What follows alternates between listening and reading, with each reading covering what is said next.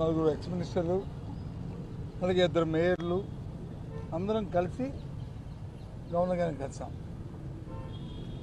వారి తాలూకు ఇంటర్వెన్షన్ అవసరం ఈ ప్రభుత్వంలో చాలా అత్యవసరం సార్. రాజ్యాంగాన్ని కాపాడండి.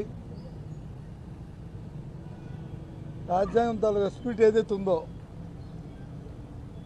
దాన్ని మీ ప్రభుత్వంలో అమలు జరిపేటట్లు చూడండి అని చెప్పి వారికి రికమెండేషన్ ఇచ్చాం. సాక్షాత్తు మీ పత్రికలన్నీ కూడా చూశాయి, టీవీలో అన్నింటిలో కూడా రాశారు. రీసెంట్గా ఈ మధ్య ముఖ్యమంత్రి గారు నెల్లూరు వెళ్ళి గంగాధర్ నెల్లూరులో ఆయన మాట్లాడిన మాటలు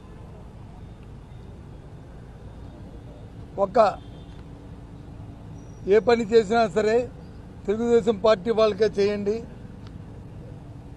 వైసీపీ పార్టీ వాళ్ళకి చేయొద్దు, చేస్తే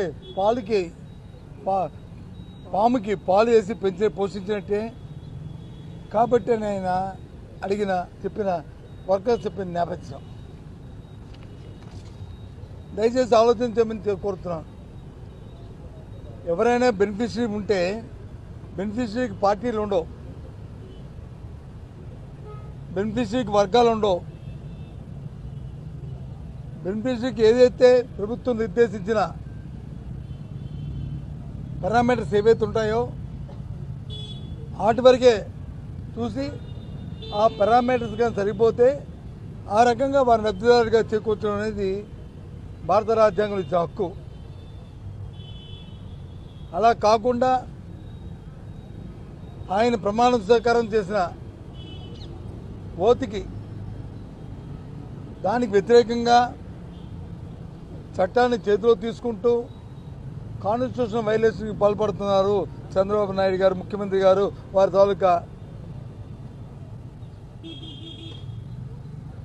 కేబినెట్ అంతా కలిపి వారితో పాటు బ్యూరోక్రసీ మొత్తం అందరూ కూడా ఈ విధంగా వారి పరిపాలన సాగుతుంది. కాబట్టి మీ ప్రభుత్వంలో మీ ఇంటర్వెన్షన్ అవసరం గవర్నర్ గారు అని చెప్పి వారికి ఈరోజు మేమందరం విన్నవించుకున్నాం. ఎప్పుడు కూడా దేశ చరిత్రలో స్వాతంత్రం వచ్చిన తర్వాత మన రాష్ట్రమే కాదు ఏ రాష్ట్రంలో కూడా రాజకీయాల్లో ఉన్న ఏ నాయకుడు కూడా ఈ రకమైన పదాలతోని ఈ రకమైన భాషతోని ఎవరు కూడా ప్రయోగం చేస్తూ పరిపాలన చేయలే. మేము ఒకటే అడుగుతున్నాం సూటిగా, ఆంధ్ర రాష్ట్రంలో ఏ రాజకీయ పార్టీ అయినా సరే ఆ పార్టీకి ఉన్న సిద్ధాంతాల ప్రకారం ఆ పార్టీకి ఉన్న విధానాల ప్రకారం రాష్ట్రంలో ఉన్న 5 కోట్ల మంది ప్రజలకి మేలు జరిగే విధంగా పరిపాలన చేయడం అనేది ఆ పార్టీల తాలూకా లక్ష్యం.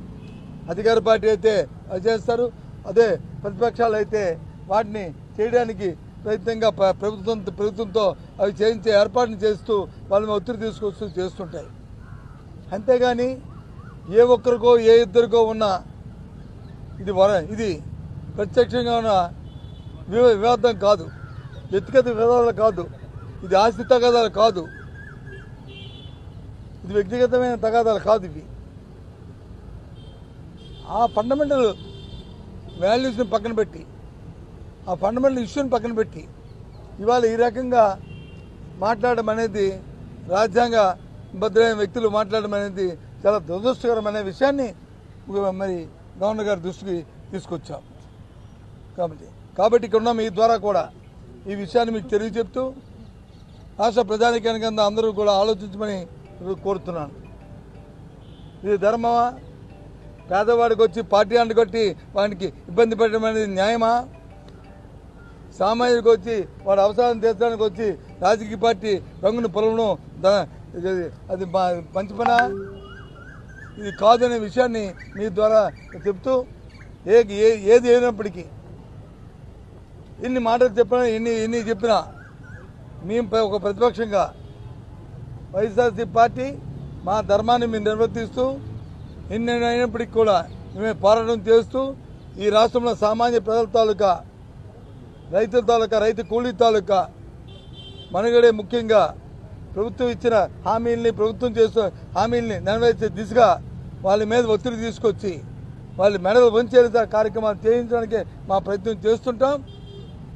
ఎన్ని ఆహ్వానాలు వచ్చినా ఎన్ని వచ్చినప్పటికీ కూడా మా వంతు మేము నమ్మిన సిద్ధాంతాన్ని నమ్మి మేము ముందుకెళ్తామనే విషయాన్ని కూడా మీ ద్వారా రాష్ట్ర ప్రధానికి తెలియజేస్తాం. ఏందండి అక్రమ కేసుల గురించి ఇంతకుముందే అంతకుముందు ఇచ్చాం, చూస్తున్నాం. రోజు కూడా అక్రమ కేసులు పెట్టడం, వైసీపీ కార్యకర్తల మీద, నాయకుల మీద, యాక్టివిస్టుల మీద, లేకపోతే జర్నలిస్టుల మీద, సంబంధం లేని పార్టీ లేని జర్నలిస్టుల మీద మీ మీద కూడా కేసులు పెడుతున్న ధైర్యం చూస్తున్నాం. ఈ రకంగా చట్టాన్ని చేతిలో తీసుకుని పోలీసు వ్యవస్థతో ఏ విధంగా జూమ్ చేసి చూస్తున్నాం. ఆ విషయాన్ని కూడా గవర్నర్ గారి దృష్టికి తీసుకొచ్చాం.